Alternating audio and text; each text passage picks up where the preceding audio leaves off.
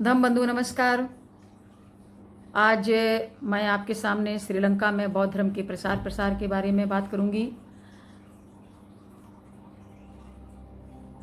5वीं सदी ईसा पूर्व में जब 483 ईसा पूर्व में कुशीनगर में भगवान बुद्ध का महापरिनिर्वाण होता है, उसी वक्त गुजरात से लाट जगह है, वहाँ का राजकुमार विजय सिंह श्रीलंका में उतरता है।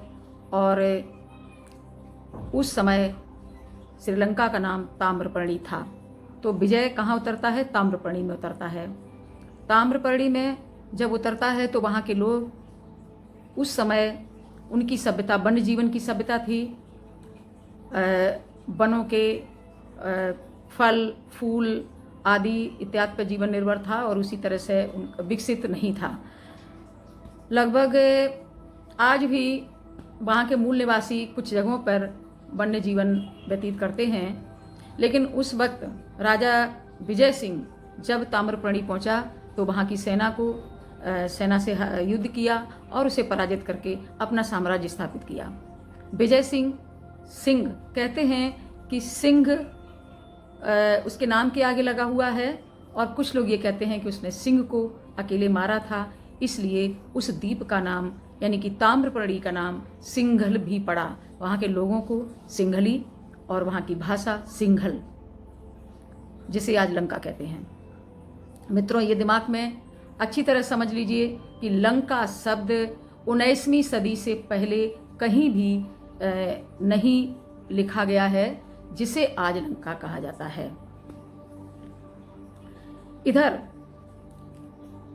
इधर जम्बू द्वीप में 304 ईसा पूर्व में अशोक का जन्म होता है। 18 साल बाद अशोक उज्जैन का वायसराय बनता है, और वायसराय बना जब उज्जैन जाता है, रास्ते में विदिशा नगरी पड़ती है, जहां उसकी देवी से भेंट होती है और देवी से विवाह करता है। देवी से विवाह करने के बाद में वहां 2 वर्ष बाद एक पुत्र का जन्म होता है जिसका नाम महेंद्र है, और उसके 2 वर्ष बाद पुत्री का जन्म होता है जिसका नाम संघमित्रा है। 284 ईसा पूर्व में महेंद्र का जन्म हुआ, और जब अशोक ने अपने भाई सुमन से युद्ध करके उसे पराजित करके जब सुमन की मृत्यु होती है तो वह सम्राट बनता है, और उसके बाद में बौद्ध धर्म में दीक्षित होता है। बौद्ध धर्म में दीक्षित होने के बाद में कलिंग युद्ध होता है। कुछ लोग कहते हैं कलिंग युद्ध के बाद वो बौद्ध बना, वो बौद्ध पहले बन चुका था। कलिंग युद्ध हुआ, उसके बाद में उसने बौद्ध धर्म में और ज़्यादा पराक्रम करने का विचार बनाया, मन में ठाना। यानी कहते हैं अशोक ने कहा था कि मैं अब तलवार से नहीं, धम्म से लोगों के दिलों में विजय प्राप्त करूंगा। ये अशोक ने इस प्रकार से जब अपने दिल में धम्म के प्रचार का ठान लिया, तो अशोक ने मोगली पुत्र तिस्य से पूछा, भंते, भगवान बुद्ध के धर्म का विस्तार क्या है? मोगली पुत्र तिस्य ने कहा कि भगवान के धर्म के 84,000 खंड हैं। अशोक ने कहा कि मैं 84,000 नगरों में 84,000 चैत्यों के साथ 84,000 विहार बनवा के उनकी पूजा करूंगा। और अशोक ने 84,000 नगरों में चयन करवा के 84,000 विहार बनवाए, चैत्य बनवाए, और स्वयं अशोकाराम विहार बनवाया। अशोकाराम विहार बनवाने के लिए इंद्रगुप्त को अध्यक्ष बनाया। इंद्रगुप्त की देखरेख में, इंद्रगुप्त की अध्यक्षता में विहार बना। विहार जब बन गया तो विहार की प्रतिष्ठा के लिए अपने परिवार के साथ अलंकृत हो, प्रसन्न हो, पूरे खुशी के साथ, गाजे बाजे के साथ अशोकाराम विहार में गया।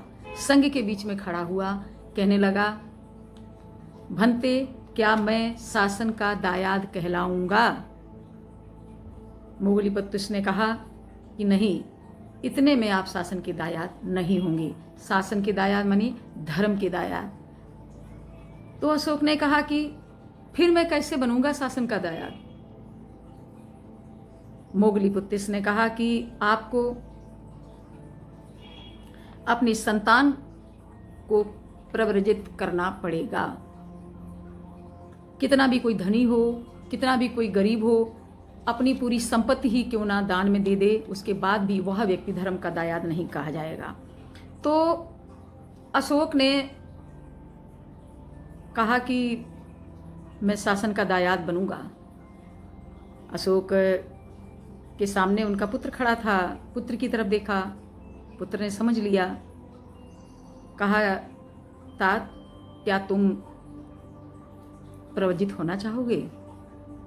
महेंद्र ने कहा, हाँ राजन, मैं प्रवजित होऊंगा, आप मुझे प्रवजित कर शासन के दायाद बने। पास में संघमित्रा भी थी। संघमित्रा से पूछा, संघमित्रा ने भी कहा, हाँ पिता, मैं शासन के दायाद, आप बनिए और मुझे प्रवजित होंगी। जब महेंद्र ने प्रतिज्ञा ली, यानी मोगलीपुत्तिस के उपाध्यात्व में और स्थविर महादेव आचार्य के देखरेख में के द्वारा महेंद्र ने प्रतिज्ञा ली। उसके बाद माध्यंतिक स्थविर ने उन्हें उपसंपदा की। उनकी उपसंपदा हुई। उस समय महेंद्र संघ के मोगलीपुत्तिस के द्वारा महेंद्र की संबोधि का पूरा अध्यापन मोगलीपुत्तिस स्थविर के द्वारा कराया गया और लगभग मोगलीपुत्तिस के बाद में संघ के अध्यक्ष भी रहे महेंद्र। उसके बाद 12 वर्ष जब बीत गए तो ईसा पूर्व 252 में महेंद्र, देखिए 53 ईसा पूर्व 253 में तीसरी बौद्ध संगीति होती है। तीसरी बौद्ध संगीति होती है मोगलीपुत्तिस की अध्यक्षता में, और इसलिए होती है क्योंकि बिहार में तमाम विनय का पालन न करने वाले यानी अनर्गल लोग प्रवेश कर चुके थे, जिसे अशोक ने बड़ी ही दृढ़ता से, बड़ी ही मजबूती से उन बौद्ध भिक्षुओं को जो भगवान के उपदेशों से अलग नई चीज़ों को डाल रहे थे, उसे दूषित कर रहे थे, भगवान बुद्ध के उपदेशों को, धम्म को, उनको बड़ी दृढ़ता से बाहर निकाला संघ से, बिहारों से। और उसके बाद तीसरी बौद्ध संगीति होती है जिसमें भगवान बुद्ध के धम्म को फिर से शुद्ध किया जाता है। और उसी के 53 में यानी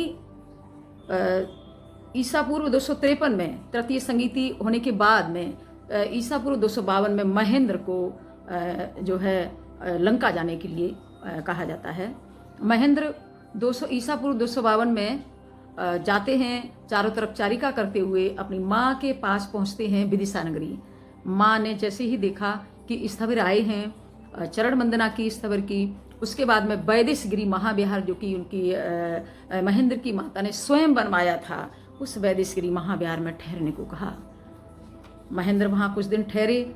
उसके बाद महेंद्र ने सोचा कि मेरा यहाँ का काम पूरा हो चुका है, मेरी यहाँ कोई ज़रूरत नहीं है और मैं अब मुझे श्रीलंका यानी ताम्रपर्णी जाना चाहिए।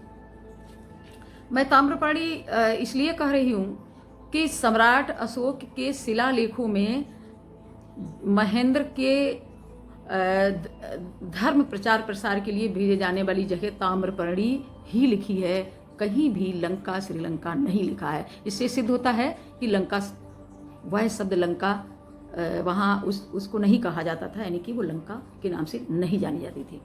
सिंघल, सिंघली, ये तो शब्द पहुँच चुके थे विजय सिंह के जाने के बाद, लेकिन ताम्रपर्णी ही सम्राट अशोक के शिलालेखों में लिखा है, जहाँ महेंद्र धर्म प्रचार के लिए जाते हैं।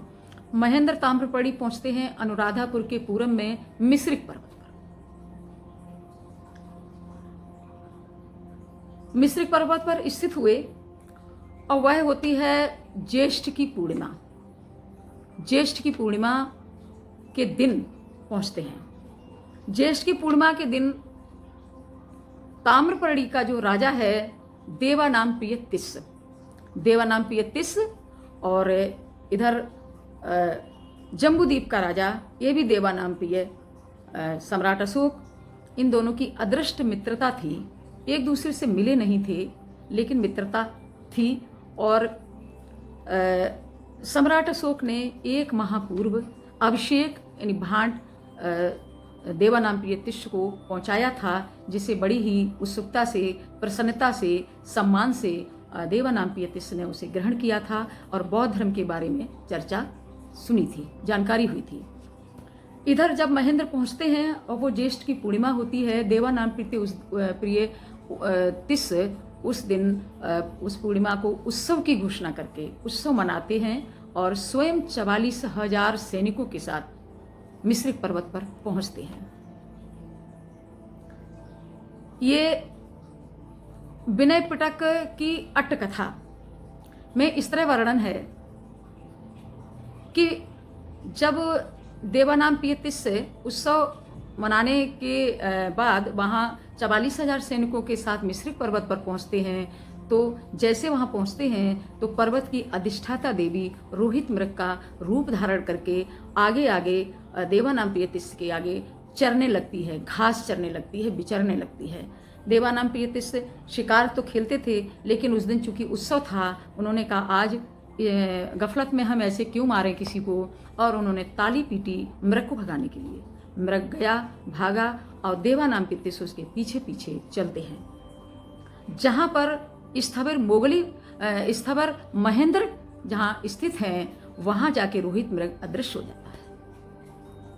और उसके बाद देवानामप्रिय तिस्स की मुलाकात होती है स्थवर महेंद्र से। स्थवर महेंद्र जैसे ही देखते हैं देवानामप्रिय तिस्स को, तिस्स तिस्स नाम लेकर बुलाते हैं। देवानामप्रिय तिस्स तो हैरान हो जाते हैं कि मैं यहाँ का सम्राट हूँ, राजा हूँ, एक कौन व्यक्ति है जो मुझे मेरे नाम से बुला रहा है। जब देवानामप्रिय तिस्स की नज़र जाती है कासाय वस्त्र पहने हुए, मलिन वस्त्र पहने हुए, तो वह बहुत ही आश्चर्य में पड़ते हैं कि पूछते हैं, अरे भाई आप कौन हैं जो मुझे मेरे नाम से पुकार रहे हैं। तो स्थवर महेंद्र कहते हैं कि मैं जम्बूद्वीप से आया हूँ और आप पर कृपा करके आपको धर्म का दान देने आया हूँ, उपदेश देने आया हूँ। तो देवानामप्रिय तिस्स बहुत ही प्रसन्न होते हैं, उनका चरण वंदना करते हैं और अभिवादन करके एक तरफ बैठ जाते हैं और 44,000 सैनिक भी उनके आसपास घेर के वहीं पर्वत पर बैठ जाते हैं। फिर जब महेंद्र ने देखा कि राजा समझदार हैं, पंडित हैं, जानकार हैं, इनको उपदेश दिया जा सकता है, तो महेंद्र चूल हथी पदोपम सुत्त का उपदेश देते हैं और उसके बाद में देवानामप्रिय तिस्स बौद्ध हो जाता है। आज इतना ही, और आगे मैं संघमित्रा के श्रीलंका आगमन के बारे में बताऊंगी। आप लोग उसको सुनिए। नमो बुद्धाय।